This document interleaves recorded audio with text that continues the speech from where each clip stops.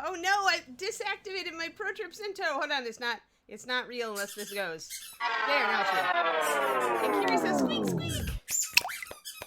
Happy Wednesday. It's Anne here with Reaper Pro Tips and Kiri squeaking her ball. Good girl, get it. Get it. Murder it. Get it. Good girl.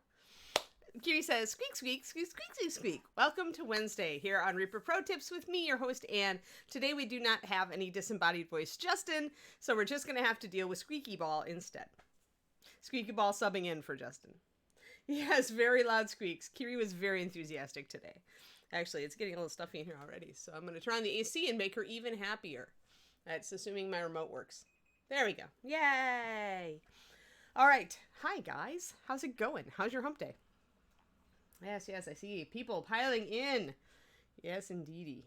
Hi, ASMR. ASMRger. It's like an avenging ASMR. Oh, it's nice to meet you. I haven't seen you before. Welcome, if you're new. If you're not just a lurker who's popped out. Alrighty. Yeah. I have a little bit of allergies going on today, so if it keeps up, actually... If it keeps up, I'm going to go and grab a Benadryl. I probably should do that now before we actually start the show. So, okay. Not Avenger for Germany. Okay, so ASMR from Germany. It's nice to meet you. All right, cool. Guys, I'm going to grab a Benadryl just in case, because when my allergies kick in, like, really bad here, I've noticed California every once in a while tries to kill me. I'm going to go to Minicam and... then I'm going to go really quick. My Benadryl's in the other room just to make sure I've got it, just in case, all right? Because I don't want you guys to have to watch me, like, hacking up a lung and trying to, like, run to the bedroom to get my jar of meds. So what's that?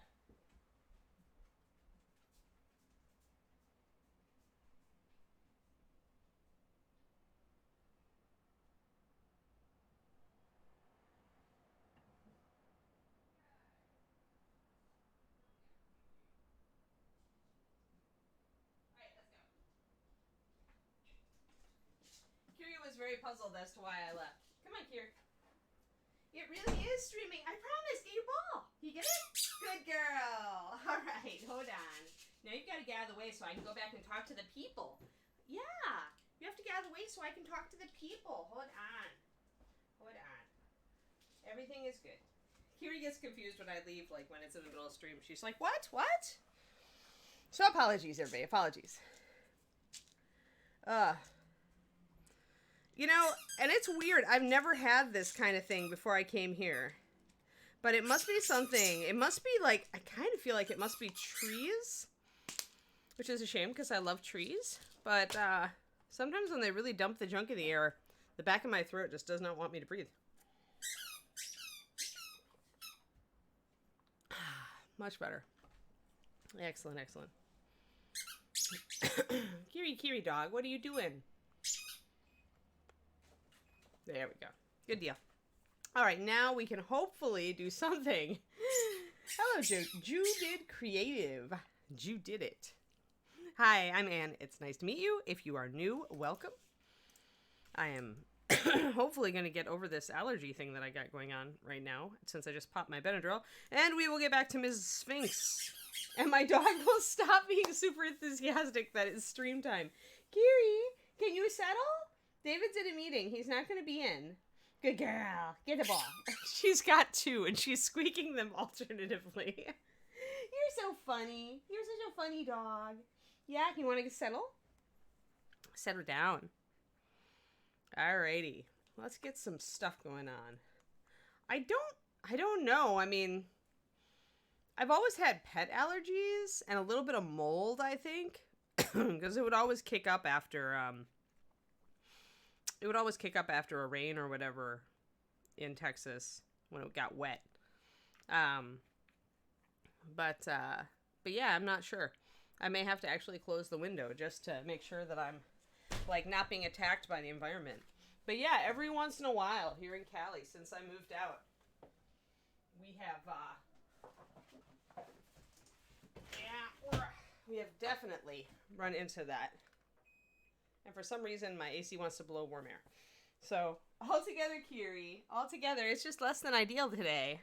It's because I don't have a disembodied voice, probably. You know, when you don't have your disembodied voice, it kind of disrupts your whole morning. All right, so yesterday, we'll stop talking about me and start talking about important things, like sphinxes. Yesterday, we did a lot of work on the Sphinx's face, and we got her lip kind of figured out, and we got... Yes, you're new. Well, welcome. You love the squeaky toy, Muses. She's a happy girl when we come in here in the morning.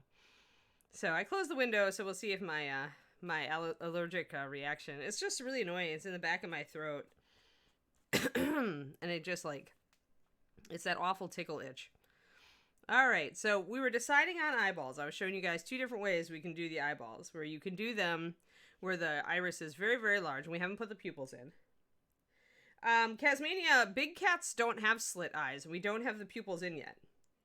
But even if I did decide to give her cat eyes, it's gonna be with a round pupil, because big cats have round pupils in their eyes. And she is part lion, so she would not have a slit eye. Also, the thing about giving any animal slit eyes is that it makes them look evil. Makes them look inhuman. Same with goat eyes, which is those weird horizontal pupils. It's just a thing that our brain interprets. So if you are doing an evil dragon, for example, they talk about this when you're doing like draconic designs, since dragons can go either way. If you want an evil character, you narrow the pupils, and if you want a good character, you make them more round. So I don't want her to be evil, for sure. I want her to be ambiguous. So, why should she be evil? Sphinxes can be good.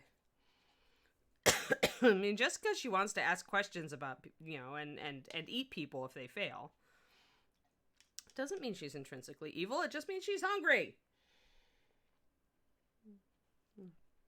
But I think she's very pretty. I think that giving her slit eyes would be like a huge mistake.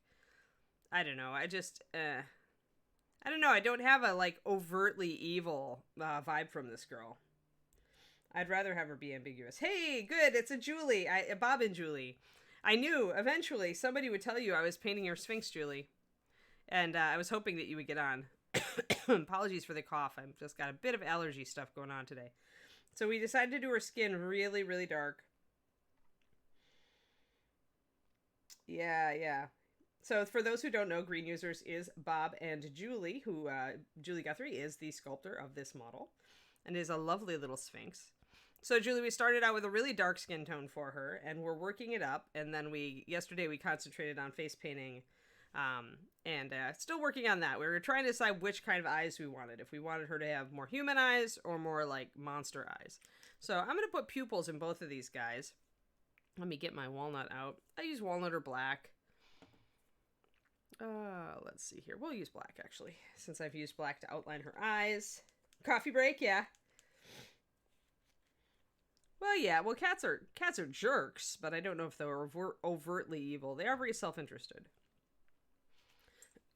Come on, throat. Clear up. I gave you Benadryl. And I closed the window so the evil outside cannot attack us. I'm impatient with allergies. I'm just like, quit disrupting my groove, allergies. My black is almost out. I already went through an entire bottle of white, and now I'm busting out the last bit of my bottle of black. Happily, I have backups. But yeah, my nose is going too, so I'm sure it's allergies. So apologies, guys. If I am less than optimal this stream. It's like, you know, it's not illness. It's just, you know, because it comes with that the itchy eyes, the kind of the itchy back of the throat.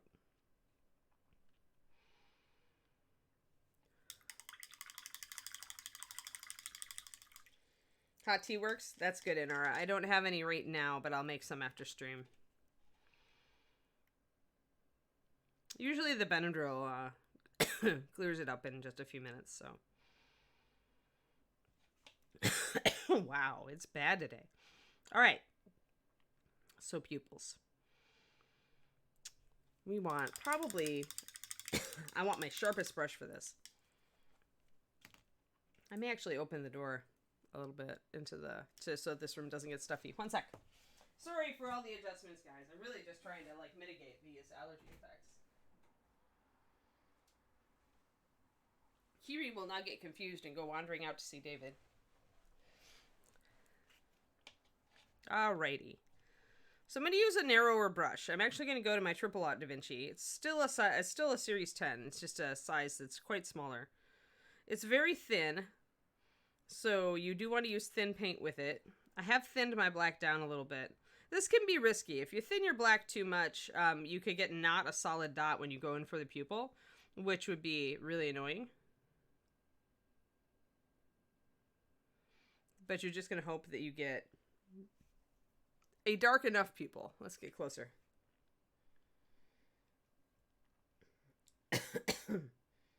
Oh yeah, look what honey does. I don't know what our honey is. There. Alright. So I got the start of a pupil, and how big I want to make it, again, is going to depend on what message I want to send about the character's environment. If she's got a little pinpoint pupil, it's going to say that there is a lot of light in her current environment. It also will give more of a staring appearance. A larger pupil tends to make it look more complacent. Let me see if I can widen it out just a little.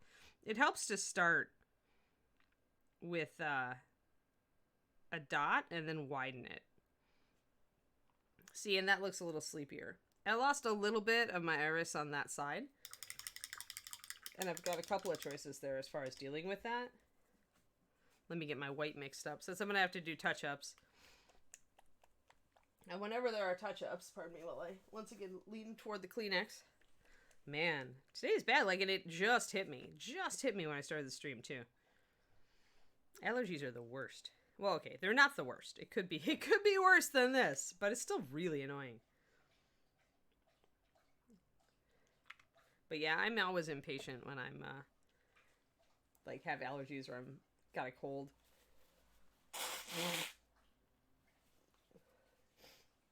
I'm like, quit disrupting my groove, allergies.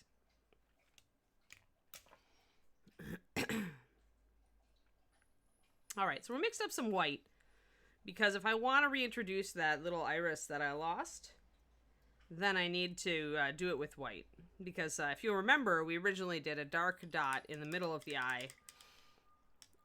And then we filled it with white and put the green over the top. So if we're going to touch this up, we'd have to do the same thing. Well, I don't mind it so much. The other option is to expand the pupil to fill, like, that side of the eye a little bit, too. But let's see. Let's do... I like to screw up sometimes. I can show you guys how I fix it. Because usually you'd be like, oh my god, no, and you'd just leave it because it's too hard to fix. But it's not that hard to fix. It really is... Actually, what I'll probably do is I'll widen this eye a little bit. Let me grab my black. I'm actually going to widen this. And this is where having the smaller iris makes it harder for you if you mess up. You've got less wiggle room. There. So I've widened out the iris a little bit. It's going to give me a little bit more room. It does mean that she does not have a perfectly round iris, which will bother some people, in which case you don't want to take that particular tract. Now I've got a little dot of white there. And that's how fine a dot you can get with a brush like this. Like, this is a grade 1 Kolinsky.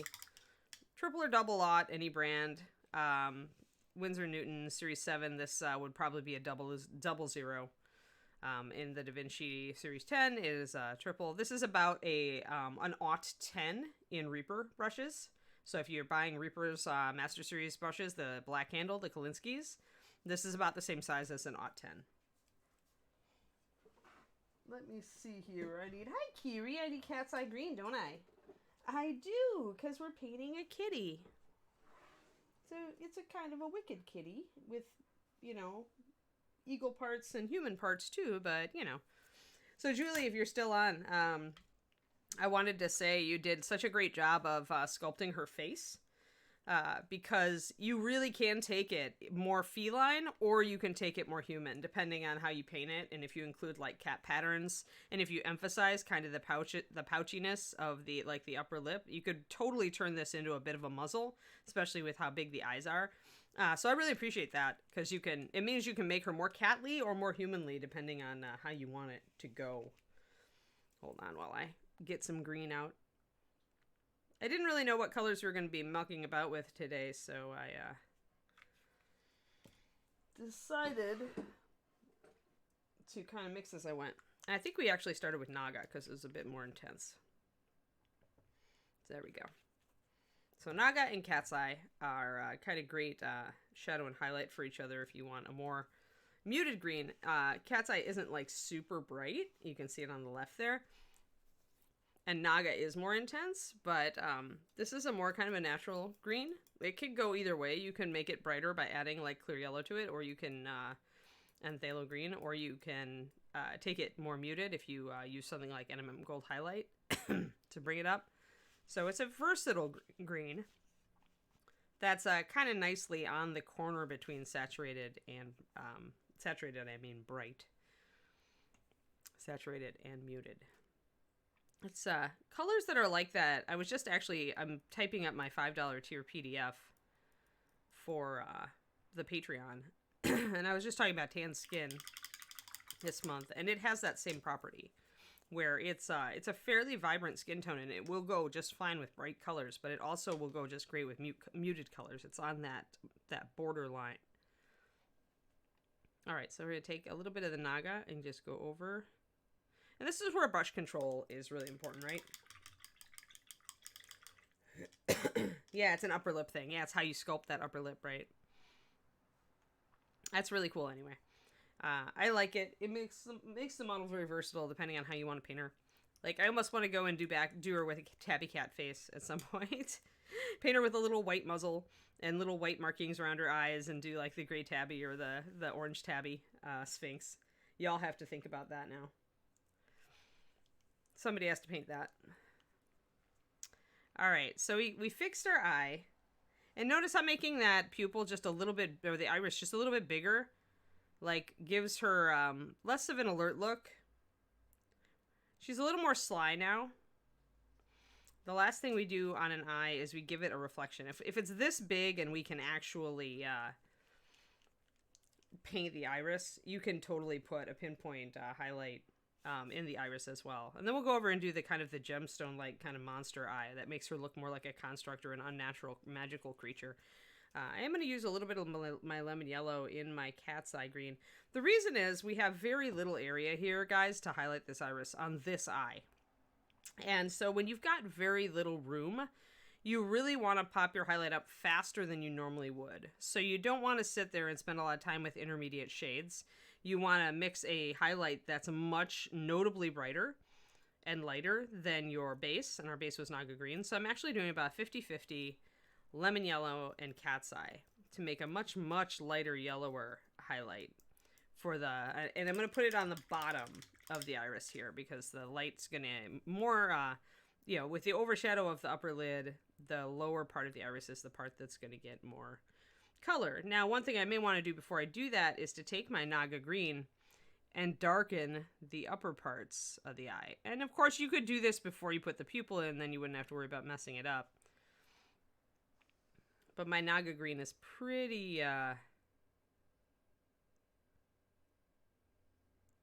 thin, so it's actually kind of hard to mess up the black of the eye there. So I'm just doing a little bit. All right, let's grab that highlight color just to show you how much I lightened it. So I lightened this to a real kind of a chartreuse. This is actually really close to pale green 9012. And you could certainly use that color as a highlight for Naga if you want to. I might do a 50-50 mix in between.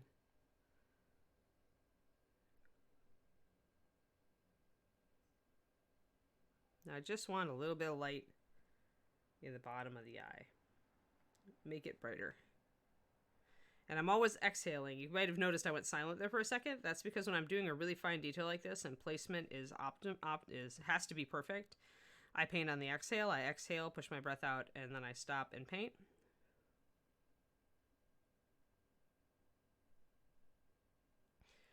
And that enables me to get the control I want. It's kind of like a shooter's trick. They say the same thing if you're going to hit a shot, like with a long-range rifle or anything. You exhale, hold your breath, and shoot. You never, ever want to suck in your breath and hold it. You'll shake. So if you're having problems with shaking, look at your breathing. When you exhale, you're relaxing. And that's what makes your brush strokes more steady.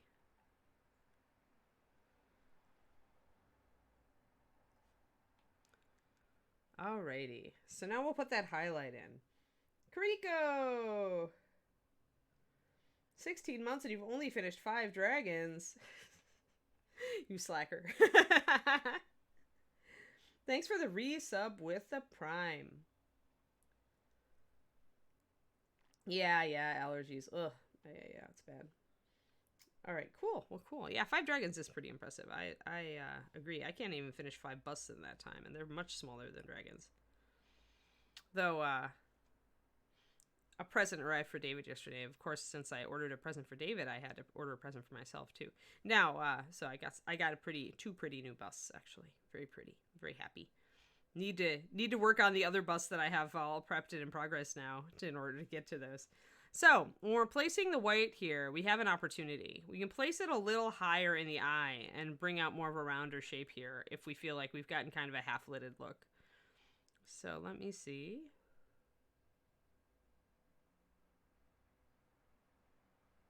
There we are.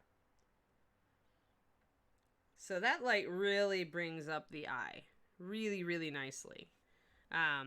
One thing I feel like I have to do almost, though, with bringing that up is I need to extend this white up a little bit. And if you recall, because her eyes are so big, we didn't use actual white. I did a mix, actually, after my initial laydown of a little touch of walnut brown mixed with a bunch of white. So I'm going to go and do that. The other color that's really good for big eyes, because they really should not be pure white, is weathered stone. Yeah, the stone gray highlight.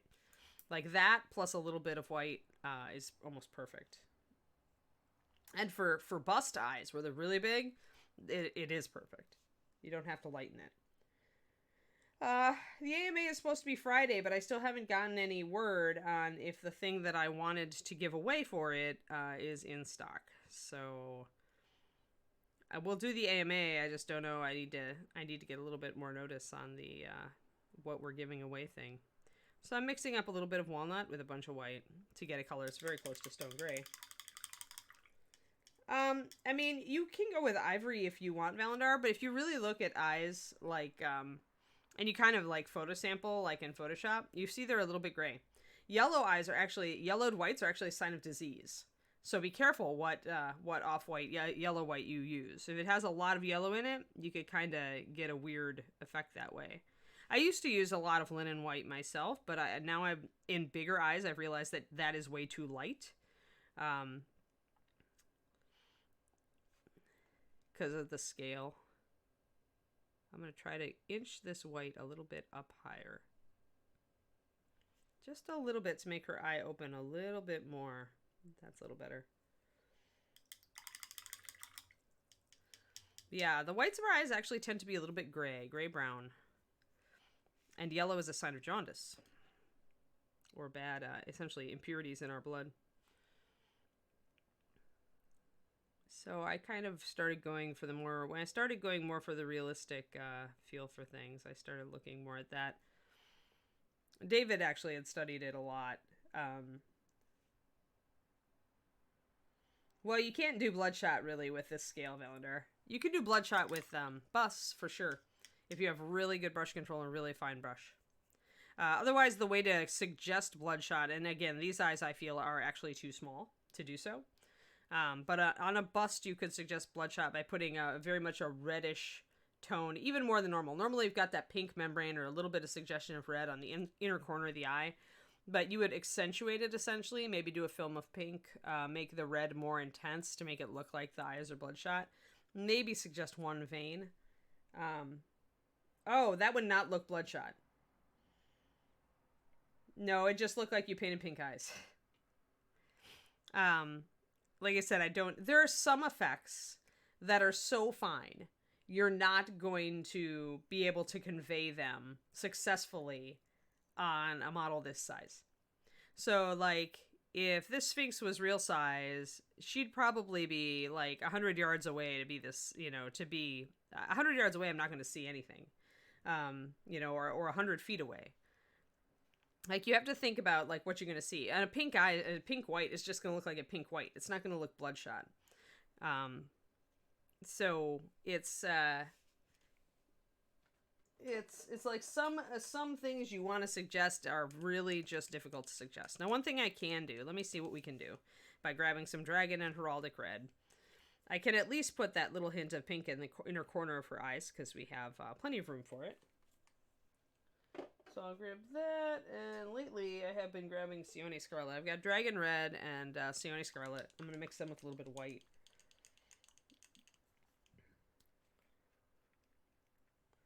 Hey, Queen Teeny, what's up? What that is? What is that? This is a Sphinx. I have her wings. Right, exactly, Valandar. You have to think about, like, okay, when you get close to a person, at what point do you notice their eyes are bloodshot? When they're standing right in front of you. You don't otherwise necessarily notice at all. If they're 10 feet away from you, do you notice they have bloodshot eyes? Not really, probably. You might notice something's off, but you don't necessarily know what. Then when you get closer and you can actually see the red, that's when you see bloodshot eyes. So that's why doing bloodshot eyes on something this small, just really, it's not realistic. Yeah, I used our dark skin tones from the Bones line, Queen Teeny. So Ebony Flesh is 9440, which has a definite, like, kind of a bluish dark tone to it, and that's our foundation color for her. And then I went up with our Ruddy Flesh 9441. I created these because I really wanted, I created the Reaper paint line. I don't know if you guys knew that. And I created these colors because I really was dissatisfied with our old dark skin tones. I didn't think they really looked like real dark skinned people. So I went and I, looked at a lot of people and, looked at photos and pictures and people in real life. And I wanted to get kind of that very, very dark African skin with almost a hint of blue, and I wanted to get that beautiful, like, golden brown African skin tone that I really love and think is beautiful.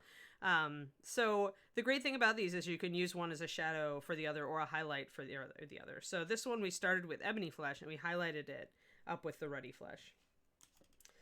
So she's got, because we started so dark, she has a really dark base skin tone and she still looks really dark. If we had started with Ruddy Flesh, which is the other way to go, she'd look much more golden and her skin would not have that really deep shadow to it that it has here. More dragons.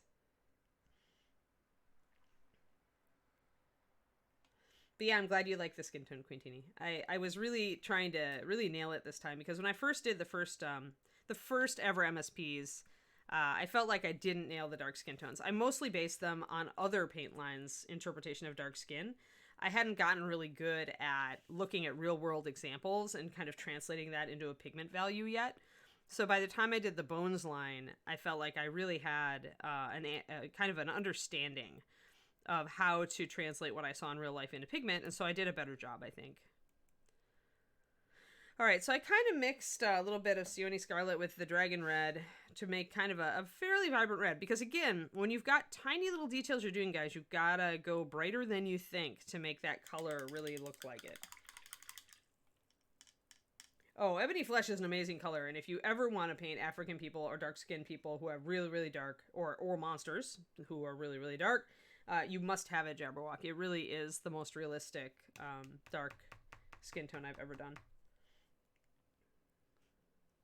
Let's see here. All right, so cool. So we've got some walnut here, and we've got some red. So I'm gonna try to do, kind of have to do what I did with the iris, which means we have to kind of pick out a little bit with the darker red, and then put a brighter red inside of it. So I'm kind of gonna mix a little bit of my red with my walnut, and I'm going to try to kind of cut off this inner corner of the eye with that dark red, which is so dark that it's not really going to read as red. But now what we do is we come back with a little bit of white, and we, dog hair. Kiri has infected the room. Yay, my Benadryl kicked in. I'm feeling better already. Now we're going to bring a little bit back in the inner corner of that eye. Then we can come in with our red. You want that white first so that you can see the red. Now we have a little bit. It's so hard to see. Let me move this out of the frame. There. It shows up as a little bit pink on the screen. I might need another coat.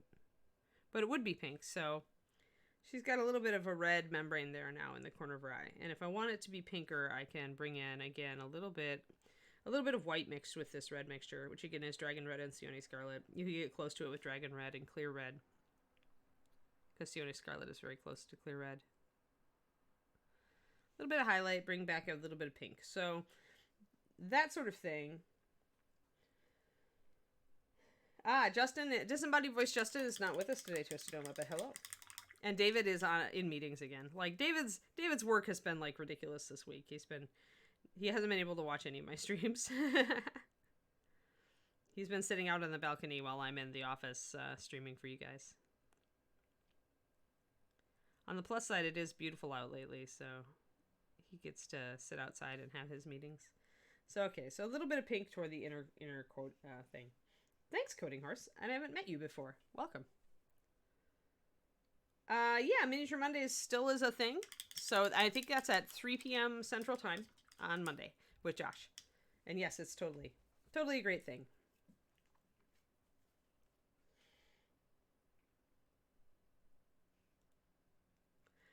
Val, that's because I snuck that highlight up really high because I wanted to open the eye up. If I wanted to bring that back down, if I decided, because the problem is that when I widened out her pupil, I got a sleepy look. And I don't want that. I want a little bit more alert. So essentially I placed the highlight up as high as I could. It's not over the top lid, but it's like really, really high. So then I had to raise the white a little bit here to get it to work that way. But yes, it is high. You are totally seeing it. Yes, I know, Twistoma. It's when I paint a Bob or Julie model, I can usually count on casting Julie summoning 1. Bob and Julie summoning 1. Which is always nice, because I really like the sculptors to see what I'm painting on theirs. I kind of wish that Bobby Jackson would have logged on to see Juliana, but I'm sure he'll see it once I sent it to Ron. Alright, I am going to bring it down. If you feel it looks artificial, we will bring it down. I'm going to use some pure black. And I'm going to try not to lose my white highlight, but I'm going to try to trim it down. And this, again, is where brush control is key. So I trimmed it down, and I brought it down, and now it is correct. She still looks a little sleepy on that side, but she's looking pretty good. So now look over here. Remember, this is the more human eye.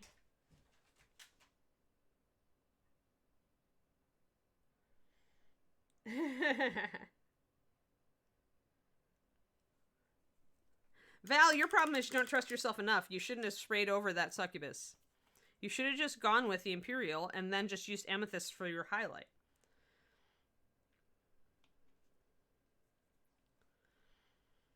But now you must mix highlights on top of the amethyst. And the problem with what you're doing now is your succubus is going to go more pink.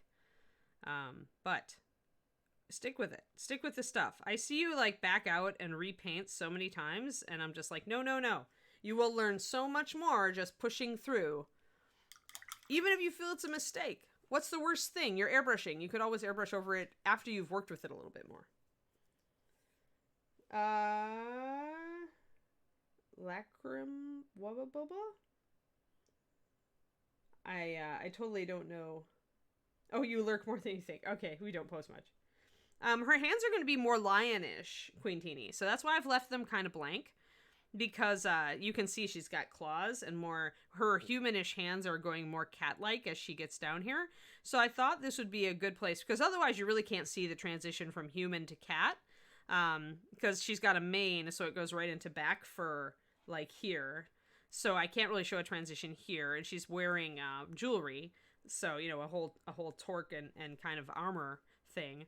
So I can't show it there. So if I want to show kind of the transition between the humanish flesh and the fur, it came to me that really the way to do it would be to do it on the hands. So her fur is going to go golden, lion fur. People asked for dark skin and lighter fur and feathers. So that's what we're going to do. We have a raid. Hey, DL Pancake. How's it going? How was your stream? Thank you for the raid. We are working on a Sphinx. And we actually have the sculptors in the chat today. Lacrimal, explain it, Valander. I don't know that term. Yeah, the eye's looking good on this side. We'll see how we're going to do it. But yes, yes. You've been hand brushing, Val. Really? That's the kind of thing I would expect, because it's so big. It's totally valid to use airbrush on base coat there. That explains why maybe you're getting some cracking. And it's not the primer, I bet. Alrighty, so let's see here. We are going with a more inhuman eye now. Now we're going to do the same things over here. We just don't have as much white, which gives us a lot more room to keep this green. So it's really, you know, it's going to look like more of a green eye over here. Here you're going to have to get a little closer or be in a close-up photo to see the green. Oh, pink tear duct at the inner corner of the eye. What color? I used a mixture of Dragon Red and Sione Scarlet, which is close to clear red. Just like I said, I mixed it with a little walnut to give it a shadow, and I mixed it with a little white to give it a highlight. I almost always use Dragon Red or Deep Red, 9002 or 9401, when I'm mixing any natural reddish membrane or type of color for skin. I find that mixed with white or mixed with skin tones, those colors give the best results. I will talk about this a bit in the PDF for my Patreon this month, for those of you who are patrons. That is going to be out probably later today, maybe tomorrow, and then I'll have the $2 video this weekend. Got kind of crammed in the middle of the week this week. Alright, so I'm going to get my black, which I think is thin enough still to come off my brush nicely. We'll find out. And we will, but I need it to be, actually I think I want just a little more water. I didn't mix up very much of it, and that means it's going to evaporate from my well palette faster. So once again, I will say this, I will sing it at the top of my lungs for forever. If you want your paint to stay wet in a well palette, add water. Make big paint puddles. So you want to start out with at least 6 drops of paint, and then add your water. And then your paint will stay wet for longer. So these little puddles, like this little puddle here, I'm going to have to add water probably after only 15 or 20 minutes if I want it to stay good. Whereas these big puddle here that I just mixed up is going to stay good for at least 45 minutes in my current humidity and temperature level. It varies, of course, by your stuff, by where you are, how arid or humid your climate is. But in general, I think I'm in a very moderate climate now. So, all right, so let's get this. Yeah, those are good. Now, the nice thing is that if I decide I like one or the other of these, it is pretty easy to enlarge or shrink. But here we've got much more, you see, much more of an alien look. Like those huge irises make her look more animal.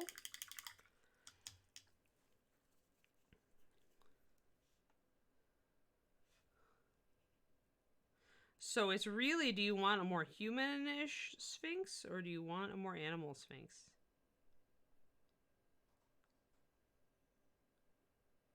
Bring in a little of the lighter green to define that eye. Dragon Red 9401, Sione Scarlet 89504 from Pathfinder. However, again, you can use 9094 Clear Red instead. I just happen to have Sione at the top of my drawer, so I didn't reach for the clear red. All right, and I think I made her pupil a little bit wonky. This is the time where you want to really make sure that the pupil looks correct. I think I made it a little bit oblong. So I'll use some white to trim it in. And then I also, since I did the lacrimal, or whatever you want to call it, on the internal side of this eye, I'm going to do it again on this side. So that at least we have some consistent things, even though we're doing 2 different techniques for eyes. And we'll, at some point, have to decide. Going to bring in my dark red first. I think I'm just going to go up with pink. So I'm going to mix a little bit of this red mixture in with some white. And just bring it straight up instead of trying to paint the red over white. It's such a tiny area. I want to make sure I've got enough red tone to it.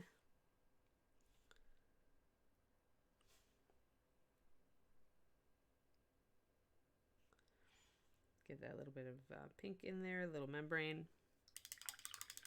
Gonna darken up with my Naga green the upper part of the eye. Well, right, that's exactly it. Yeah, that's exactly it, Julie. So it's like if you want a more monstrous, less human look, go with the really big iris, kind of like an animal would have, right? Like the big cats, you normally don't see the whites of their eyes unless they're really widening their eyes. Same with dogs. Unless a dog is scared, you normally don't see the whites of its eyes. But when it's scared and it's really extending its eyes, you do see them. It depends on the breed, obviously, but in general, that's the rule. And so if you want it more monstrous or more animalistic, you make it with that big, wide iris. Maybe you don't even show a little bit of white. I like leaving a little bit of the white here because it gives a direction to her look more. So she's looking the same direction with both eyes, even though the eyes are very different. So let me see here. I'm just going to make sure I colored the white of this eye correctly. Remember, we don't want it to be too white. I want it to be kind of an off gray brown. Gonna come in and damp that down a bit. There. Now I'm gonna darken the green at the top of the eye with my Naga, because I had to adjust that pupil, remember? Good girl, Kiri, settle. She went out to check on David. Get on camera. Bring my green back in. All right. So we've got a green eye, very big. Yeah, it's really, I wanted to show you guys the difference, right? She looks more monstrous here, so you can't really predict her. That's the thing, right? Is like, with a human eye, you can definitely give a more gentler look. And she almost does have a more gentle look, or more curious look on this side, right? Not as malevolent. But when you shift to that monster eye, that's when you get you don't quite know what this character is thinking, because you don't have a human frame of reference for it. So that's why, if you want a monster to be somewhat ambiguous, like, don't put the slit pupil in, do the round pupil, but it'll be a monster. It won't be a humanoid. You might remember better taking notes works for a lot of people. Twistonoma. Especially if you're somebody who has better reading comprehension than listening comprehension, which is me, actually. I have much better reading comprehension. Videos, how-to videos don't do it for me usually, unless they're really, really simple. It's much more useful for me to read something with pictures.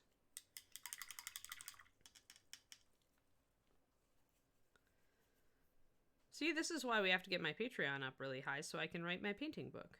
Then you guys won't have to take notes. You'll have it all. All you have to do is turn to the appropriate chapter. That's a ways away, though. Although, I don't know, the Patreon is looking really good lately. I'm very happy. Patreon.com/paintingbig if you want to support me. It is actually supporting me, although I do work for Reaper in the mornings. It is only part-time, and my main income is the Patreon. So I'm grateful, super grateful to all of you who support me. And you get a bunch of cool PDFs and videos. Thanks for the Patreon hit for the, it's up there on the chat now. And this month I'm doing, man, I totally forgot what I was doing for my $2 tier. But I'm doing something. This is the problem, is that I got indecisive, so I ended up finishing my $5 tier content first. But $5 tier talks about, actually, a skin tone.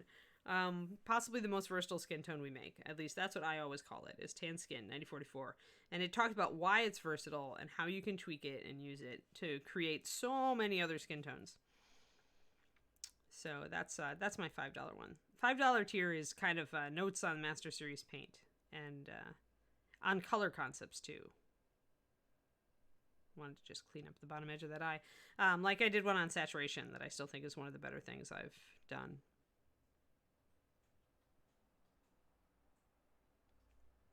There we go.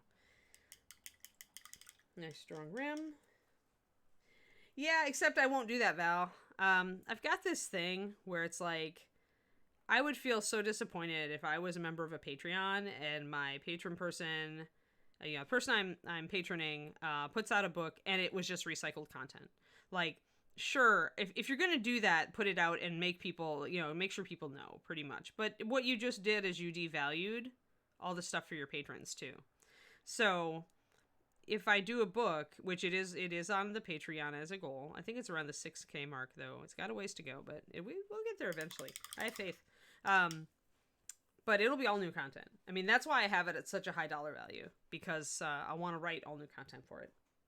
You learn something different. Even doing the same technique with the same colors, you can learn something different on every model you do, because every model is different. So I think it's of more value to everybody if I don't just duplicate what I've done on the Patreon and I do something with the same principle, but with a whole new model. Mo, if you're just trying to kind of stick your toe in and see if you like my teaching style and see, and if you use Master Series, I'd say $5 is the sweet spot. Because, like I said, I work on a lot of color theory, color concepts, color mixing, and, talk about why the paints work the way they do, which colors are useful for what. I do an awful lot of kind of features, like I started a series on the Dungeon Dwellers paints and just saying what they're good for, what each of those colors is good for, because there's a little bit off and, but a little bit different colors in that set, but they're all very useful. And a lot of the times they're very useful for things you wouldn't think given their name. So I do a lot of stuff like that. So if you use Master Series and you're looking for things like that, and also what I do is like, I'll make up triads for paints that don't have triads. So I'll tell you what a good shadow or highlight color might be, depending on what you're trying to do with the paint.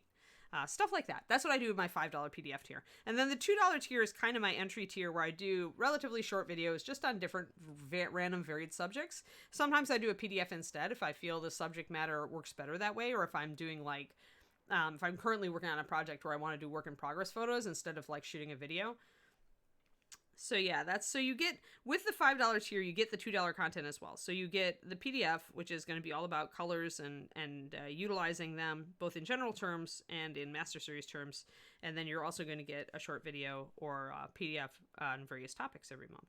So I really feel like $5 is a sweet spot. $10 means you get an extra video. And I tend to go more toward basic stuff with the $2 video and more toward advanced stuff with the $10 video. Working more with the $10 video on competition pieces, for example. Stuff like that.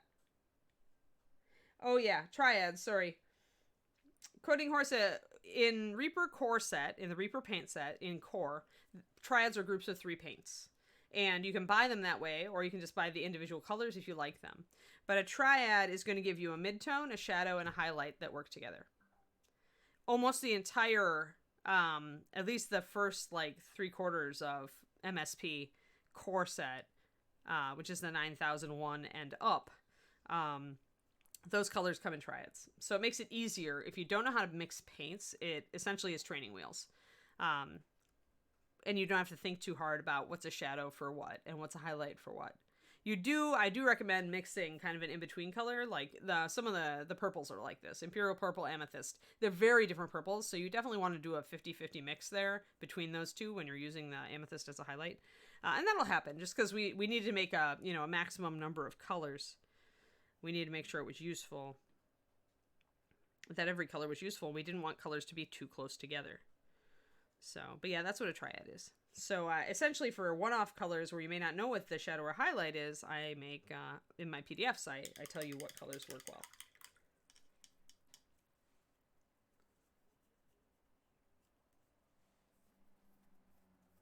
Oh yeah, Learn to Paint Set. Yep. Yeah, the Learn to Paint Sets kids are really good. Rhonda wrote them and they're wonderful. Yeah, Kaz says do the $10 pledge, Mo. And he is true. It's a lot more bang for your buck because every time you go up, you also get all the content at the lower tiers. I'm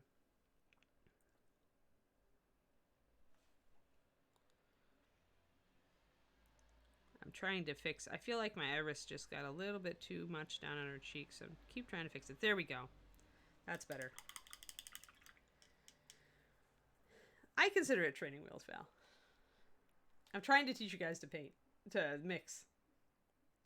Yeah, and I have no problem answering. Like, if you have a beginner question, ask it, because I like teaching beginners Coating Horse, so I have no problem answering all that on stream. Because, you're a beginner, and you might think that a lot of people on the stream are maybe a little higher than a beginner, but there's also a lot of people who are going to be watching the stream who are still beginners, so... Every question you ask is always useful. Even if I've answered it before, I can answer it in a different context or answer it referring to the model I'm painting or anything like that. It never hurts to repeat yourself when it's good information.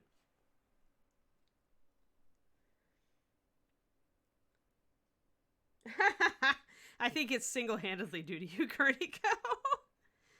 As Kuriko makes another note of a color she has to buy that Anne just mentioned. I remember this from yesterday.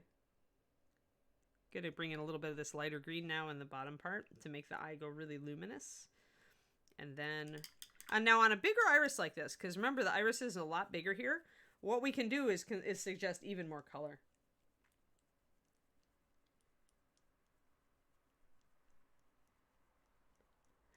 You shouldn't, okay. Val, for you, because you're so used to the airbrush, I really feel like you need to concentrate either on expanding your tool set or working on color, right? It's like, I almost feel like if the airbrush is what you're comfortable at, you should start with that on models and then work in your brushwork. That would be probably the most value to you instead of just trying to totally jump outside of your comfort zone.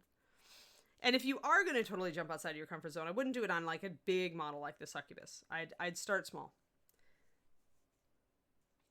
The AMA, yes, the Ask Ann Anything, the AA, the AAA stream is scheduled tentatively for Friday. Like I said, if Justin is listening to this, I still need to determine if we have an appropriate amount of the thing I want to give away in stock, because you just never know sometimes. So I'm just mixing up some lemon yellow. I'm going to put a tiny bit of cat's eye into it to get a very pale greenish yellow. And I'm going to use that as a really strong highlight for the lower part of her eye. But yes, we usually have fun with the AMAs. I don't paint, I just answer questions. Although if there's something I can illustrate by painting on a model, I just do that. I grab a model and do it. So, depends. So, okay, so the yellow, see that yellow? It's got a little bit of my cat's eye mix in it, but it's a very strong yellow. So, because we have a bigger iris here, we can do more colors. So the bigger an area gets, the more different levels of highlight you can feature in it, is what this thing is. Yeah, you put questions on the Discord thing. Do a 50-50 mixed mathophile.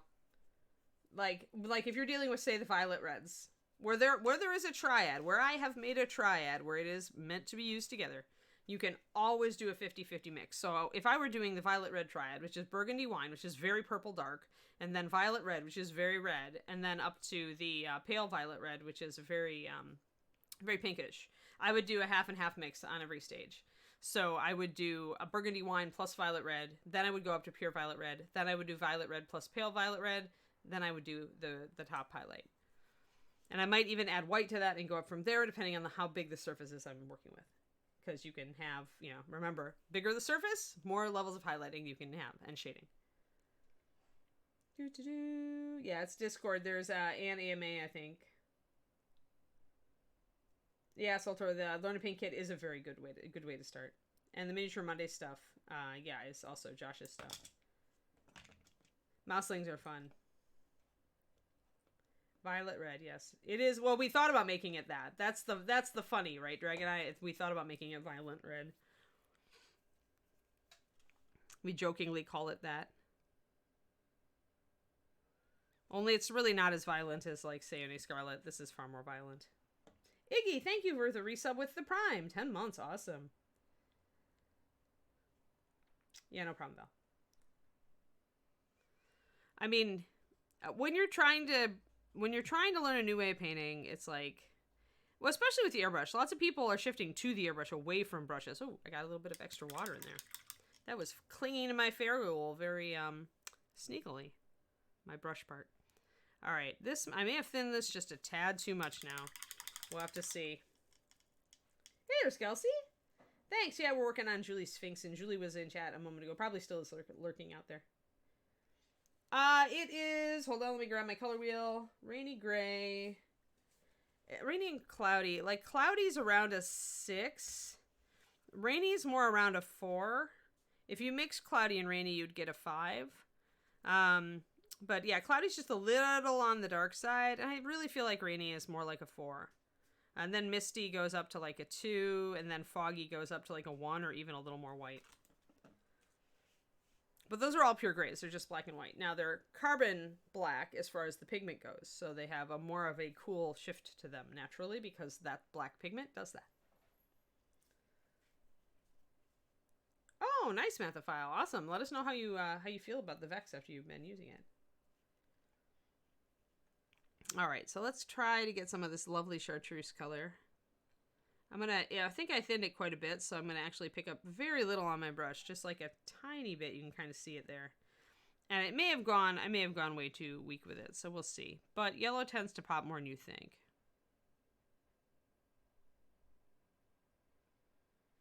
Oh yeah, that's good. That really picks up the bottom of that eye. All right, I like that a lot. I don't know if I could do it on this one. I'm gonna look.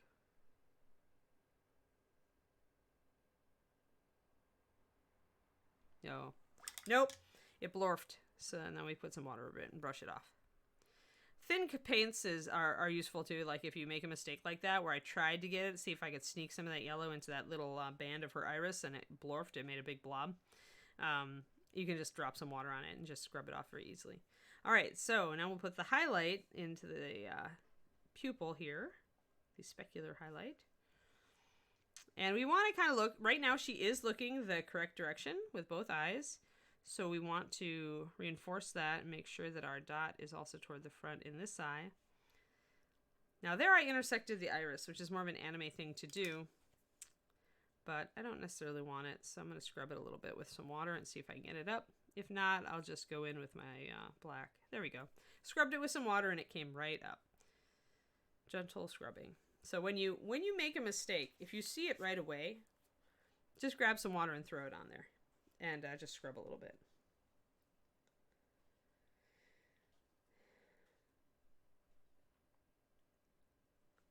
Val, what you need to do is not try to go so fast. Like, really follow my Wolfen instructions. There's a reason I'm going slow and simple there. You may look at that PDF and think, oh, this is so simple. But you get messed up when you start thinking too far ahead. So I'm trying to help you get to like the level where the wolf looks good, and then we can go in with brush and make it even better. So follow the PDF, send me pictures. You can also send me work in progress pictures of everything else, but or with some other project. But I wanted to help you to like think about a project very methodically.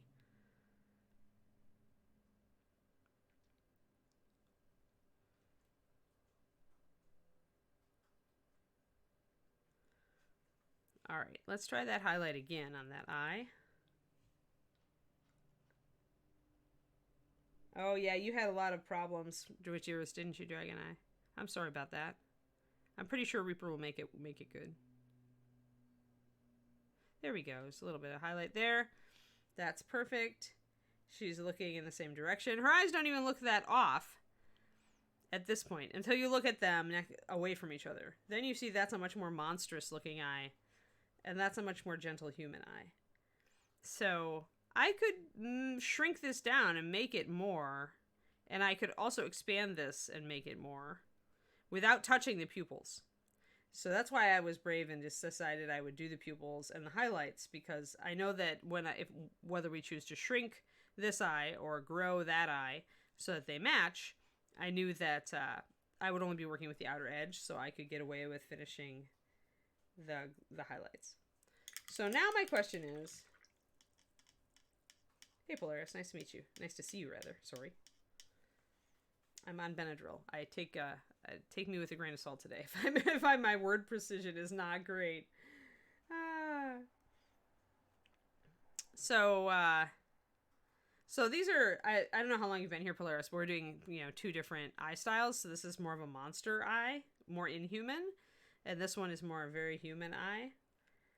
So it depends on how weird and unknowable and monstrous we want our Sphinx to be. Now, it will definitely be easier at this point to shrink this eye than to grow this eye. But we can do it either way. Hold on, Inara. Let me get really focused.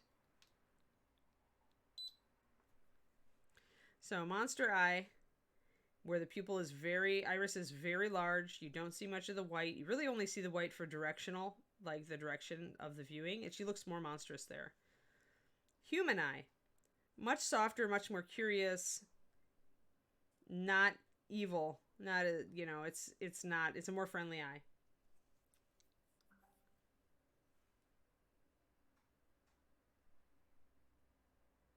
Looks like everybody wants inhuman. So, okay, so we're going to make this eye bigger then. This is not actually as terrible as you'd think, because we start them similarly, right? So really our first step, if we're going to make our human eye inhuman, is to create a line right there. So let's grab some green, mix it with some walnut. We can just, you can always create a shadow for any color by mixing a bit of walnut in with your color, like a natural shadow. So let's put, we're connecting now the iris to the bottom of the eye. We're disrupting that line. The monster eye doesn't look unfriendly. It just looks like it's mysterious. You're not sure what that monster is thinking because it doesn't. You don't have a frame of reference for that sort of eye. She could be friendly. She could be not friendly. She could be hungry. You have no idea. Which is probably the right thing to think of a Sphinx. So make sure I've got that white corner in there. Not too much of it. I'm going a little bit too off with that one.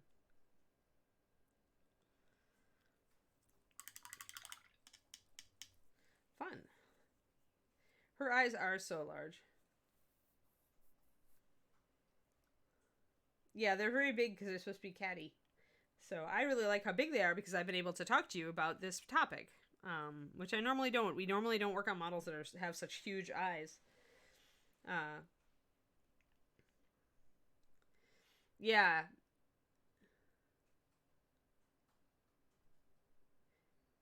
Yeah, chibis are a totally different genre. Chibi eyes are a totally different genre. They're always cartoon or they're inhuman. They're never natural. Because it's a style. It's a stylistic thing. I made that a little big, so I'm going back in with my black to trim it down. Trim down the corner of that eye. Because remember, they're looking the right direction. They're both, she's facing, both eyes are focused on the same thing, which is great.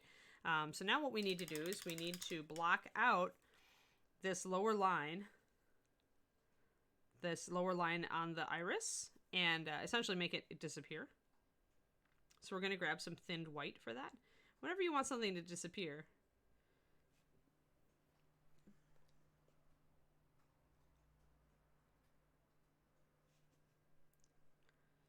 All right, so we're going to grab some pure white. We're going to block out the, just not all, yeah, we do want pretty much all of that iris to disappear on this side, so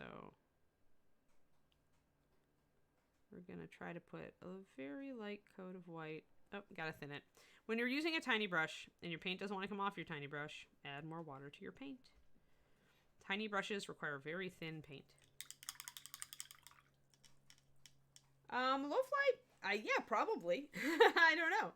You either forgot or somebody gifted you. We do every once in a while get sub bombs in this channel, so good for you. If it was a gift, don't worry, it won't renew unless you decide to. I want to get some of this paint off this brush. Now I want to see if I can block in. I'm trying to erase this little line around the green of her eyes. There we go. Erase. Eraser applied.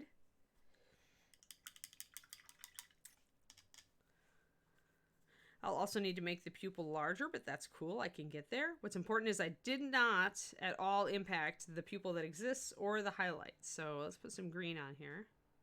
Got to get our Naga green to get her that nice green eye. Not too much on my brush.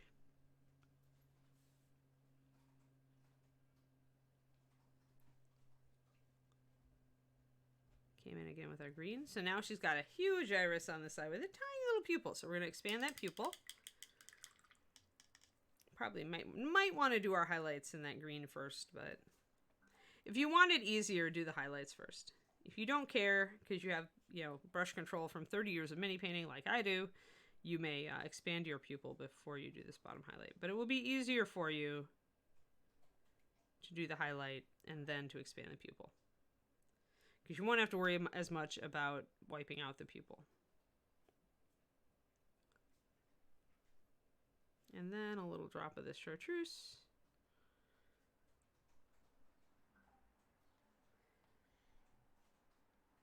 Yeah, schoolwork. Silly schoolwork.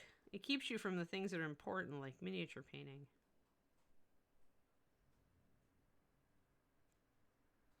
There are times I miss being in school because you could learn a lot of cool things, but I don't really miss college. All right, so now we've got the iris at least in. Now we need to expand that pupil so that it fits the big eye. You know, you can see that, you really see at this point, right? The relative size, how our pupil got larger to match our iris over here. But as this one is still in the normal sized human pupil, we had to make it much smaller because the iris was much smaller. So now we will expand it. But it's generally easy to take a small dot and expand it, which is why I always say start with a very small dot on your eyes and then expand it. The other thing which I did not mention about eye painting, but I have in the past, always come up you'll notice me coming up from underneath the eye. You're going to notice that this is the angle I'm painting the eye. And there's a definite reason for that. The reason for that is that way your brush will be stopped by the eyelid. And that will deposit a little dot of paint right where that happens. So it's kind of an easy way to not get stripe eyes. I always do this when I'm going in for the iris or pupil in an eye. I always paint from underneath. So here we have to be careful. We don't want to wipe out our iris highlight. So we just want to kind of expand the black. That's better. I got a little wide. It's the right size, but it's a little wide on the outside edge here. So I'm going to go and adjust that.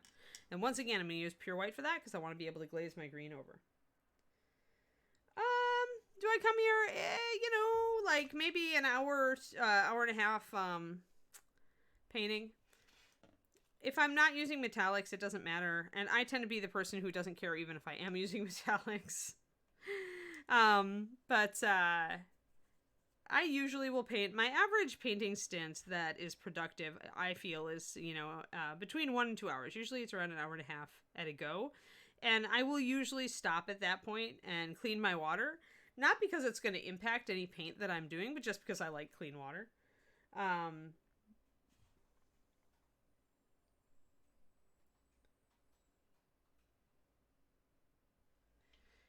right, so let's see here. Let's see if I can just do it with the green. Yeah. I feel like I need the pupil to be a little bit more toward the inside, a little less toward the outside. So I'm kind of like painting in on this side. There she is. Now she's getting there. Now both eyes are starting to look the same direction. Yeah, it bugs me if I have filthy paint water.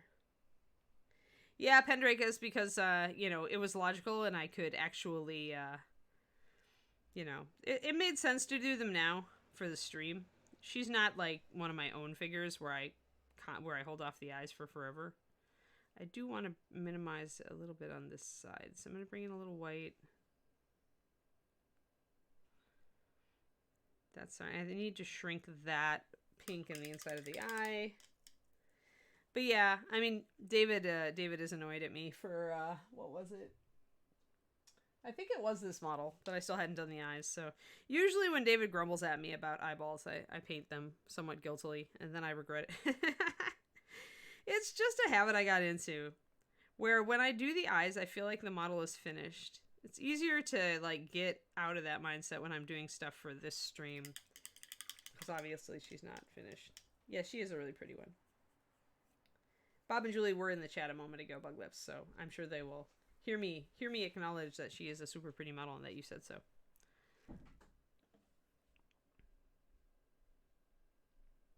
Gotta mix up a little bit. My Naga green is such a small puddle that it is drying out.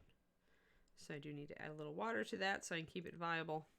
I do mix small paint puddles every once in a while. Like if I'm doing something really small, like I didn't need this red for many things, so I made a very, very small paint puddle. But you see it's drying much faster. So if you're going to do that and make a bunch of small paint puddles and you still want to be able to use them by the end of 2 hours, do make sure that about halfway through or even more frequently, just check them every once in a while. If you see that the outer rim is starting to get tacky and dried, add a small brush full of water.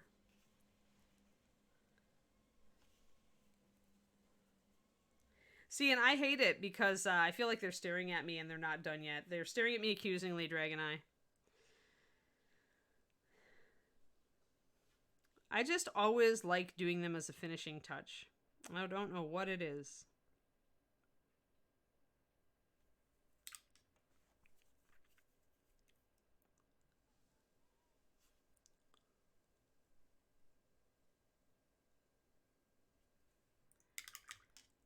I am reshaping the eyes. She's getting closer and closer to having identical eyes.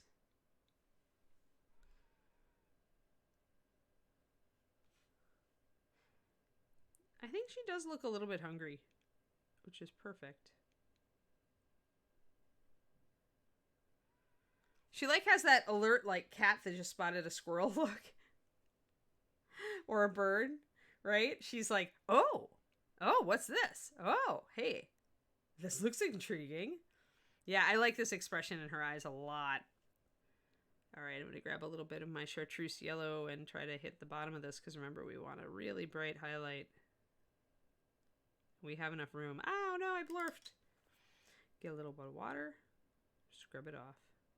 A blorf, if you catch it fast, a blorf is never a terrible thing. It is easily recoverable. Ooh, neat.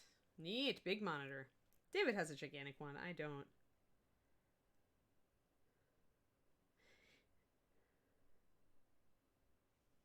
I see. Yeah, I don't know. The eyes are usually the last thing for me. I guess I'm just a weirdo. I'm okay with being a weirdo. I've been one for most of my life. You know what? All right, we're going to try this one more time with this chartreuse color. Coming in to get that final highlight on the iris where we had to repaint the eye on this side.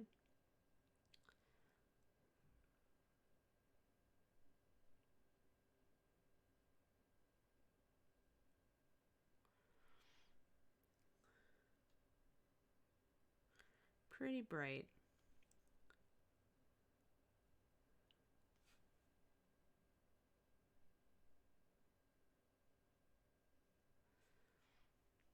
She looks very avid. Yeah, she definitely saw something tasty. Like, she's seeing something tasty. Like, now, look at her. With her whole attitude, she's like, oh, what's this? Yeah, exactly. See? See?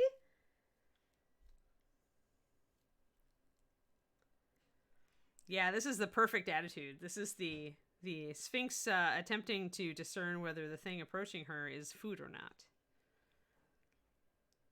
So if they're adventurers, they better start talking fast. Birdman thing.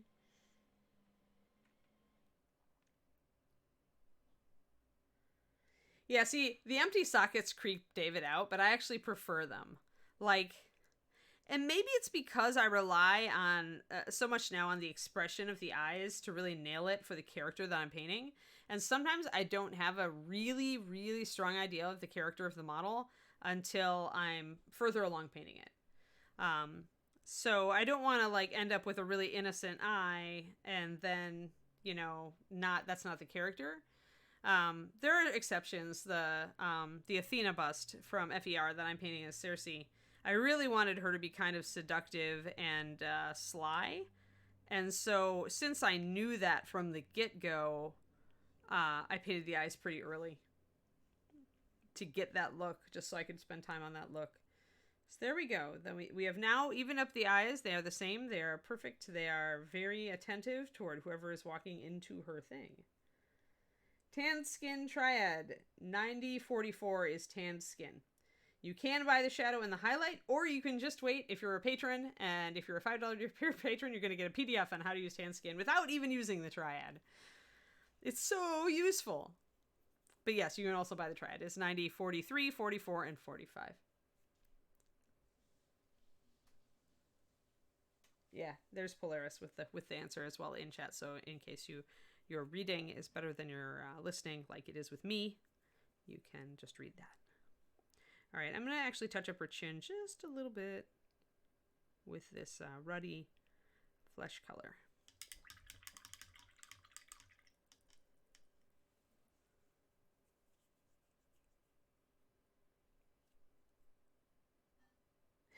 That's a good one, Bug Lips. All right, so essentially I don't like this heavy line coming off of her chin on this side. So I'm going to just paint a little bit of my middle golden skin color over it to soften it. There it is. That's a little better. All right. Oh, I like her face a lot. She's really come along. Lovely. I could even put a higher highlight on her, but right now I think I want to kind of hold off. Though I do see a part of the face that I'm not as happy with the blending on this side.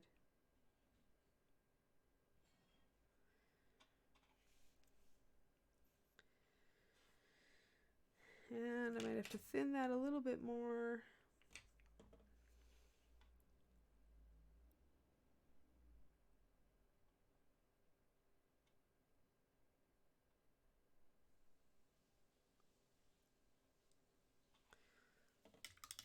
Trying to blend. Yeah, there we go. That's a better blend. Sometimes you get a little bit too harsh brush strokes on part of the face, and of all the places on the model where you do not want harsh brush strokes, the face is it. So sometimes you have to stop and touch up a bit. I'm going to grab a little bit of darker skin tone. Make sure it's quite thin.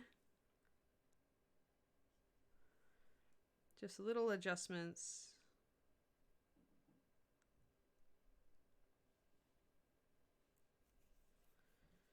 Little tiny adjustments. Trying to get this all to play well together. I am very persnickety on faces.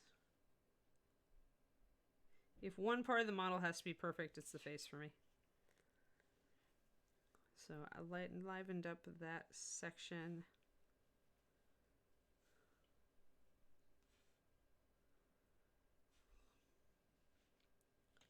Gotta remember to highlight that upper lip a little bit of extra.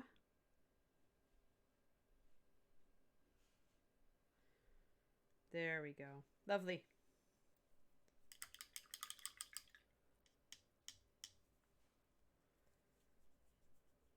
Alrighty. I think that's good. Now, I do need to get the neck still and work on her arms. Yeah, I got a little bit of rub off back here just because I was holding her without her, or I was holding her like this. So I have to watch that because I'm trying to use the rock pile here as a plinth. So we can grab our ebony flesh and rebase coat that. Let me get that figured out here.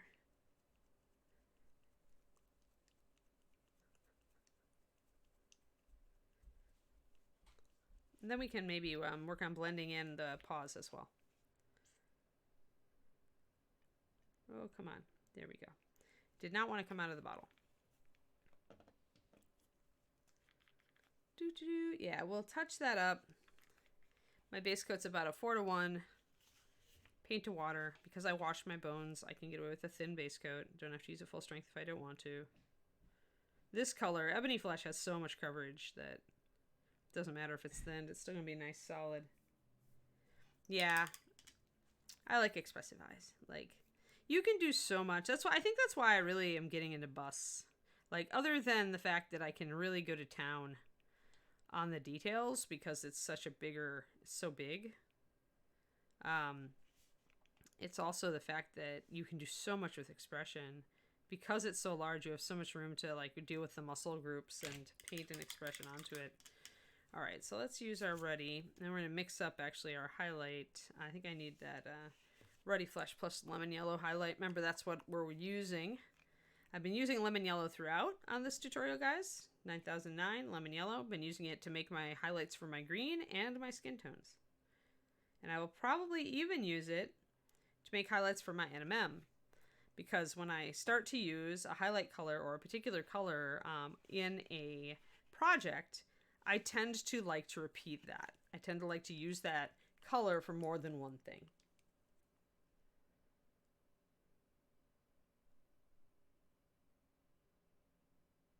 Oh, no. Well, the good thing, though, is that grays, unless you were mixing in some brown to that, Soltor, it's going to be pretty easy to match that gray. You do probably want to do a swatch as you're mixing and just let it dry on a piece of paper or...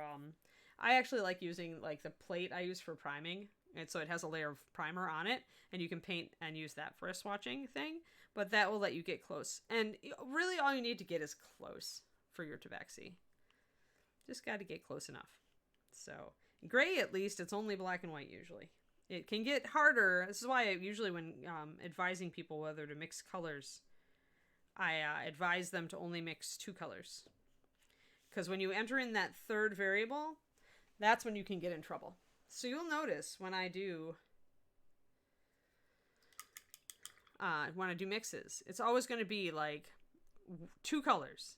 Or maybe it'll be 2 colors plus white, or 2 colors plus black. And that's the most I'll do. And that third color is never another color. It's always either white or black. Because that's easy. That's not going to change the pigment ratios. That's the important thing.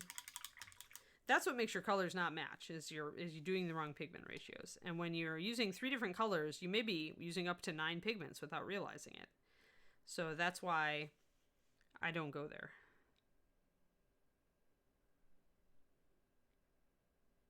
Oh, I remember what I was going to do. I was going to do for my Patreon this month, I was thinking of were creatures and monsters like this, and I was going to do fur texture, painting fur texture. Not painting fur, but taking something like, actually, she's a great model, but I'm using a wolfen, I think a werewolf model. But she's a good one too. There are a lot of models out there that are furry, but that only the longer fur is sculpted on, right? But you know this is still furry. So essentially there's a technique for painting the fur texture onto a smooth surface. So that's what my $2 Patreon tier is this month. I had forgotten because, you know, lots going on.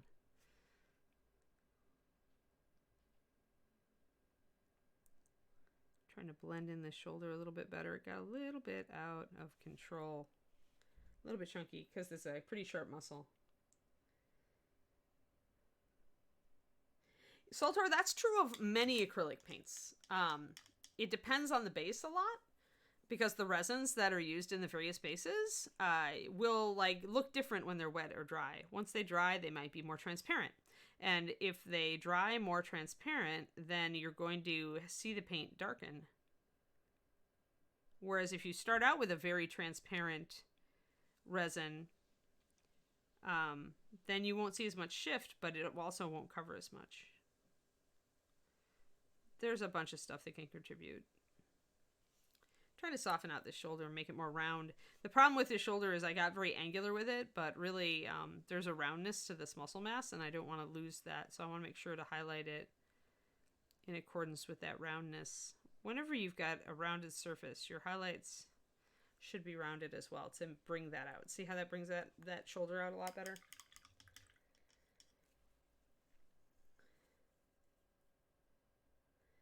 It is. Well, everything is good brush control practice. But actually, you can be messy with this fur texture thing. And it still looks good. Like, you guys are going to love this because it's like so... It's so easy. And you don't have to be perfect. And it actually requires you to leave brush strokes. So you don't have to worry about blending. It's lovely. Trust me.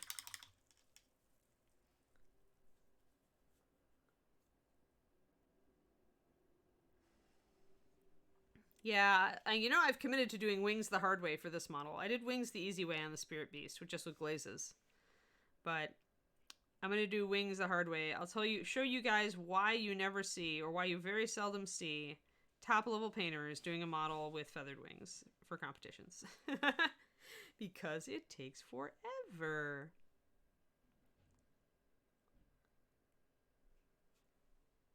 Want to bring the light up here? Now, one thing about light when it falls, you don't have as dark a shadow as you do in an area. Like, you may have a shadow between these two muscles. You probably do. But it's not going to be this dark.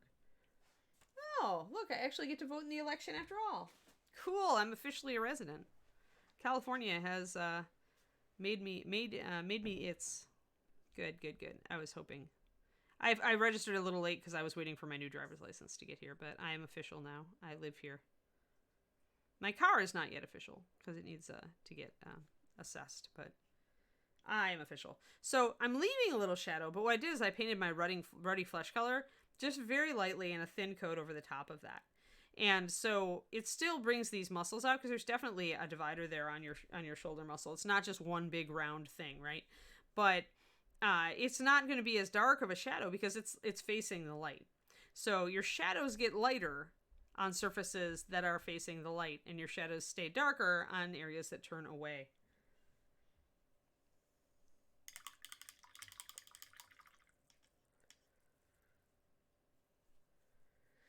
Yeah, Vallejo uses a very opaque resin, so I'm not surprised that you see a color shift on many of those colors as they dry in our Korinico.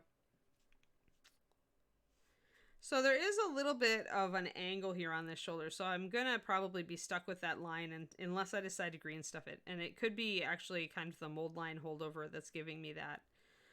So I'll have to think about that. I'll paint over it and minimize it with highlighting. But I'll keep in mind that there's a little bit of a flaw in the plastic there. This could happen randomly, or it might be a feature of this model. There's no way to know. That's a little better. I only get that line at a certain angle.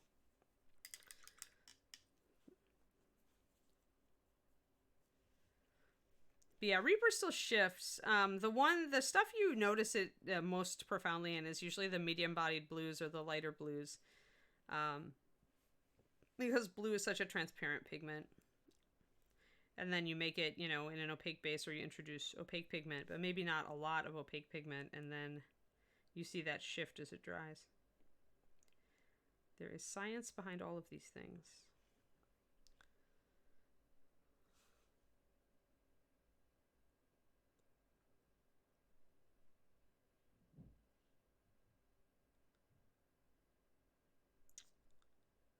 Which is why usually the answer for me, if I've got a paint that shifts very badly, is to add more pigment. There's more opaque pigment you add to the up front, the less it's going to shift on drying.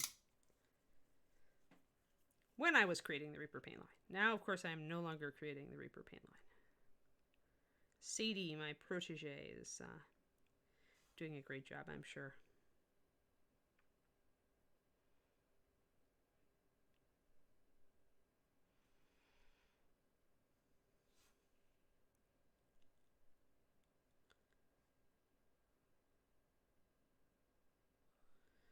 Going to give a little bit of a highlight there on the back of her arm because her triceps. Not going to get as high a highlight as something like the bicep. That's going to be a bit more stand out.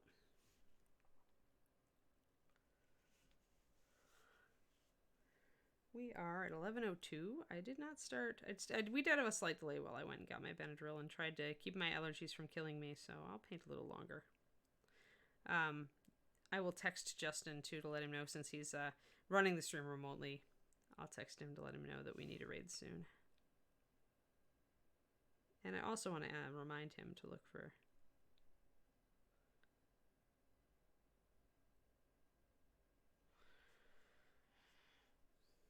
So essentially on these arms, we only did the first two steps. We only did the ebony flesh and the ruddy flesh, and now I'm coming back in with a mixture of about 2/3. It's like 2-to-1 ruddy flesh to lemon yellow to bring in more highlights.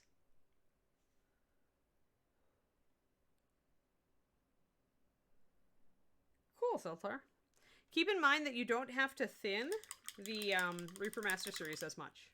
Like when you hear me talk about ratios like 4-to-1 or 5-to-1 paint to water for your base coats, and then as you get toward like other stuff, all the formulas I give on this show are typically Master Series, and every paint line is a little different. Vallejo, you have to thin a lot more to get blending, and it's got some other things that make it different as well, and that's due to the base resins that they use for the most part. They're fundamentally going for coverage, as is Games Workshop with their base coat paints. Rhonda's Learn to Paint Kit, if you buy it, the Learn to Paint Kit 1 or 2, either the beginning or the layer up one. If you're a beginner, definitely get the first one first. If you have some experience and you've started trying to learn how to blend using layering, then layer up is your baby. But buying both gives you a big discount on the paints, so it's a little bit different for everybody as far as what's the best best way to go with collecting Reaper paint.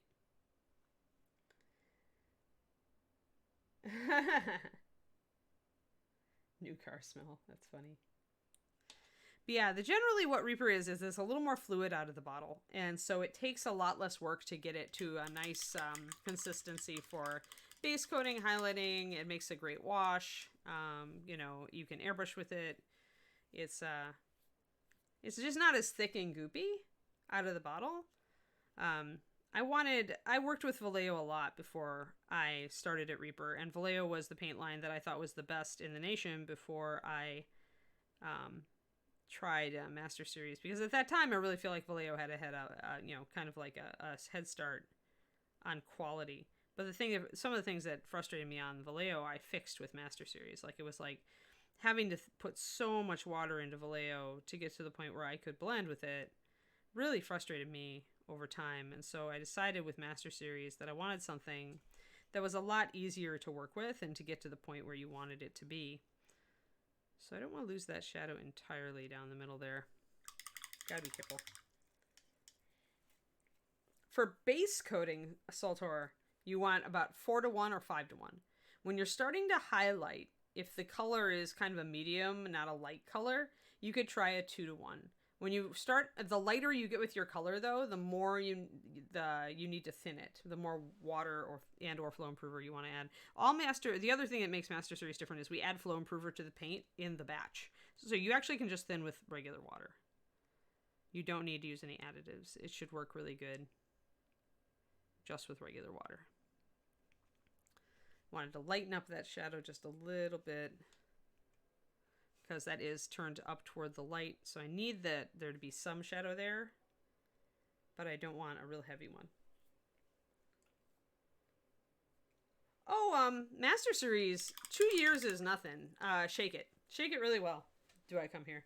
It should go right back in solution. There's an agitator in each of these. You can't really see it on anything but my, can you see it in there? It's really hard to show it.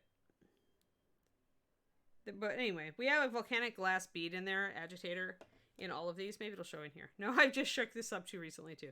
Anyway, it's in there, so when you shake it, you should hear a little tiny click. And that will tell you, like, I would say that when you first pick up that bottle, it's been sitting around. Let's say with this is carbon gray, it's been sitting for 2 years. The first thing you want to do is shake it, probably for about 20 seconds. If you have a paint shaker, you could use that. A lot of people use vortex mixers. And then you want to open it up and squeeze a little bit out, just like onto a paper towel, and see if there's any clear fluid in there. If there's clear fluid in there, then you know it's not quite mixed up. Shake it for another like 10 seconds, and it should be great. And that's for 2 years. Normally, if you've got a brand new paint, you might have to do that. But once it's been really shaken into solution in the bottle, I find it takes very little shaking. It was just 5 seconds of shaking. Not even, like, usually before I use these, maybe it's 3 seconds. 2 seconds if I've used it recently. So, shake well. But in general, do I come here? With Master Series paint, I have bottles at Reaper headquarters that are from the initial batch 15 years ago that are still good.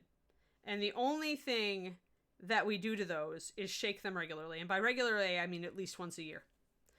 So 2 years isn't too bad, and you should still be able to, shake the paint and do it fine. If it had been sitting for 5 years, you might have to add a bit of water before you shake it because it's going to have thickened in that time also. Anything beyond 5 years, if it has been totally just sitting in a box and not ever moved, I would say, it'll vary with what the base is and what the color is. Some paints are still going to be fine. In general, if you shake Master Series once every year or two, if you shake the bottle, it'll last for decades. Yeah, we do not set up, I did not set up Master Series to be like Games Workshop. Like, when I worked for GW, I heard a rumor that when they designed their paint line, they designed the bottles so that the paint would dry out, so that you had to rebuy it. And I don't know if that's true or not. It could have been just somebody who didn't like GW venting. But I never wanted that reputation with Reaper. Like, I just did not see the point. I would rather put out a quality product that works for you guys, that you don't have to rebuy every 2 years, and just put out new colors and get you interested in painting, different with our different paint lines. Like, there are some great colors in the Pathfinder line, for example, things like that. So now if I want to just try to blend in her paw real quick, and let's see here.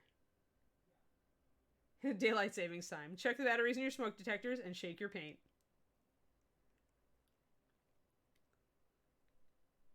Yeah, because I'm not surprised, Kroniko, because Master Series is a very different beast from any other paint line on the planet. Everybody else is going for coverage. Oh yeah, you can also put a little agitator. Like, honestly, if you've got like paint sprue, like a metal sprue from a figure, you can clip that up into little squares and put those in as agitators. Or we like I said, we like the volcanic glass beads. You can get them at any bead or hobby store, probably like a Hobby Lobby or a Michael's. Glass beads are great because they're completely non-reactive. You don't want to use like anything that might react with your paint. So some people say use BBs or stuff like that, but unless you know that it's quality steel, don't do that, because we've had people like ruin paint because the agitator rusted out. And that is seriously going to have a chemical impact on your paint. I don't care what you say. This is going to be a while, probably, Mathophile. I mean, it takes a while to get through one of these dropper bottles. They each have about 400 drops in them. I guess if you're airbrushing a lot, you could go through some of your Vallejo faster.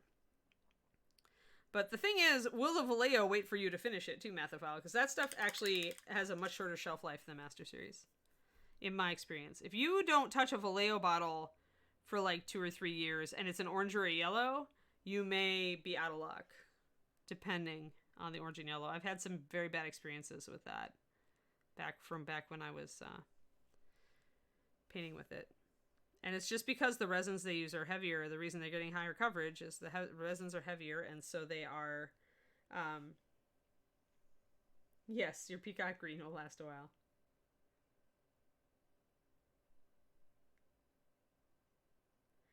Well, not really, Saltor, because it's chemistry, right? So it can cause really adverse effects for your paint. I know, it's funny to think about it. But working paint is all about nailing the pH value. If you remember your high school chemistry classes, paint actually is really highly dependent on pH to function correctly. So anything that shifts the pH more acidic or basic has a chance to really screw up your paint.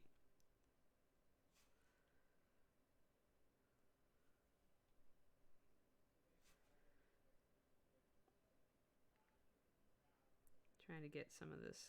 Unfortunately, my Ready Flesh is a little bit thin, so it's not going on as well. Yeah, I was kind of trying to blend out to Ready Flesh and Ready Flesh plus a bit of lemon yellow and white, but my Ready Flesh isn't thick enough, so I'm not getting a good solid coat out the gate. Yeah, the Vortex mixer.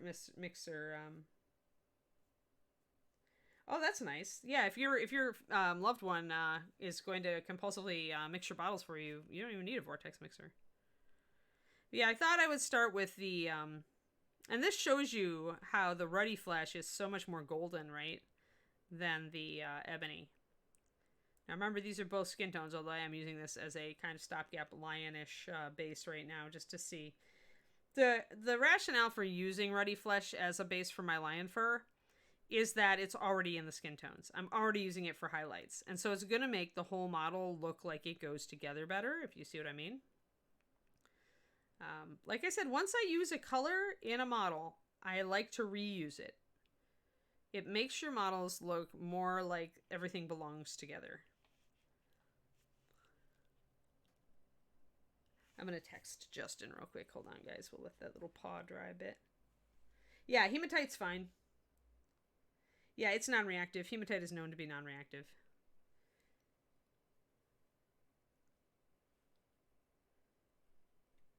Yeah, you shouldn't really need an extra one in a Reaper paint, but, you know, whatever you like. Let me see. Justin.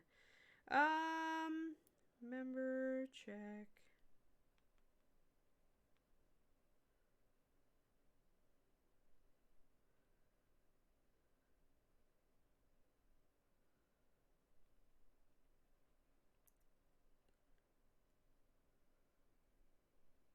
Just texting Justin to remind him to check the model that I want to do for the AMA, since I think he's at Reaper today.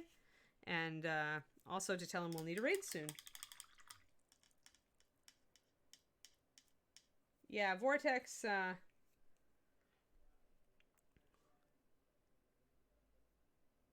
Vortex mixers seem to be what most people like. I don't know, my wrists haven't given out yet, so I just shake. And with Master Series, if I still used Vallejo, I probably would have broken down and gotten a mixer a long time ago.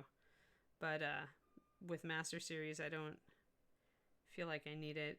I'm never shaking the paint for huge, exhausting periods of time. So I'm introducing a little bit of my ebony flesh as a shadow here, but only a little.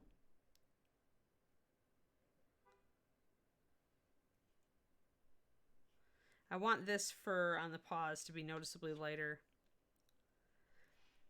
Now, this gives you an idea, guys, by the way, how I say that even though you are using these colors together for both this skin tone and this skin tone, like you can shade this skin tone with ebony flesh, or you can highlight ebony flesh with ruddy flesh, and we're doing both here. But you can see how the base coat matters so much in what you're trying to do, because...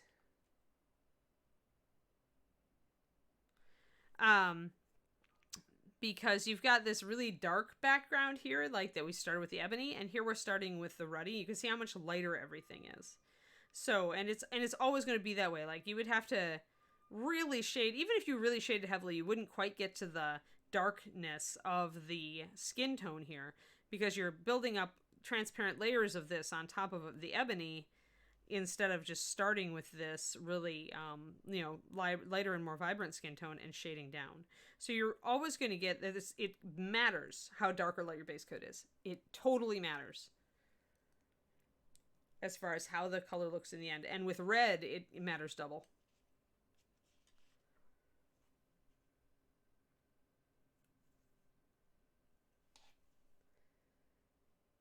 Yeah, exactly. Vallejo does require a ridiculous amount of shaking. I just can't do it. I only have a few Vallejo bottles now, and the first thing I did was add like 5 agitators to them so that I wouldn't have to shake them for very long. What is the one I've got? There was a Vallejo color I used not long ago. Uh-oh, Kiri may be getting restless. I'm going to check and see if Justin is good with the raid. I'm going to tell him to let me know when raid is ready.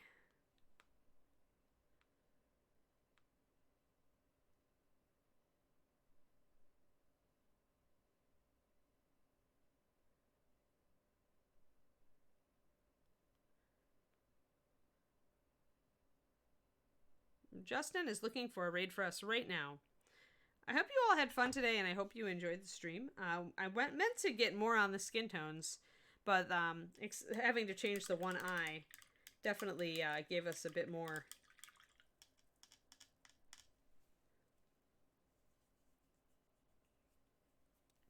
Blue, gray, pale, only when you haven't been able to substitute. Yeah, there may have been a Reaper equivalent at one point when the old cold grays were around, but...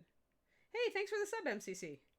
Thank you for the resub. Congrats on the 9 months. Yeah, Polaris it is, and it's actually kind of the stand-in. It's one of the potential stand-ins. It's darker, though. It's actually darker than Chestnut Gold, and it's a little bit more intense. And it uses very different pigments, actually. And the different pigments will mean that it acts differently. Like, it might have different coverage, or it might look a little bit different on the finish. It might not have, quite as vibrant of a yellow here. It doesn't have this intense of an orangey tone. All right, we're going to raid Sky Daddy. Ooh, she's doing Poison Ivy. So Sky Daddy is our favorite body painter. She is family friendly, and she is so positive and awesome. And I hope you guys enjoy hanging out with her. Justin's going to start the stream any second. But let me just... Okay, good. Excellent. So I think we made good progress today. She's moving right along. I'm really happy with her face. I hope you guys enjoy it. We'll probably do her again tomorrow. I mean, I'm kind of on a roll with the Sphinx, and she's such a big model. I really want to get to the hair and do the black with blue highlights, actually. Oh, we're queuing up for the raids, so I have to say goodbye. Have fun, guys. I'm streaming later today. I'm doing probably more black, painting black on my Targaryens today on my channel at 4:30 p.m. Central Time. So see you over on twitch.tv/paintingbig if you feel like it. Bye.